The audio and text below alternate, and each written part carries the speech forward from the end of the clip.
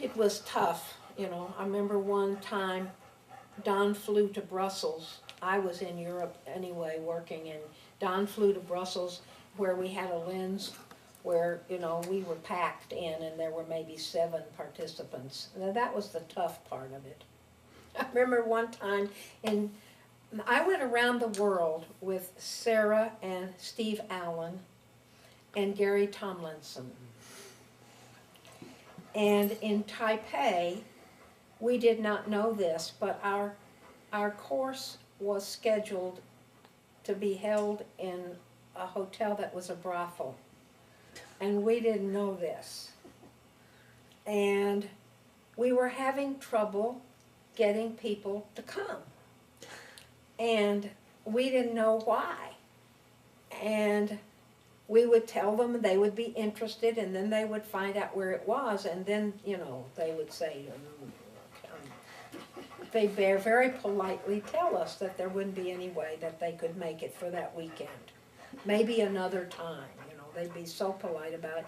Finally, someone told us why people were turning us down and saying they wouldn't come. And that because we were having this, I can't remember the name of the hotel, like the Blue Angel or something like that. I don't even remember who chose it. So then what we did was we went to call on people, and we immediately apologized to them and told them we're just stupid Americans and we didn't know any better. And they felt sorry for us and they came. That's really great. While we were in Taipei, Gary Tomlinson bought and carried with him on the plane a beaded curtain. You hang this thing up and it's beads about the size of golf balls. Well, we schlepped this box around the world till we got to Tel Aviv, and the Israeli soldiers took that box and they ripped it open and started smashing these little beads, convinced that Gary had packed the beads with some kind of narcotic.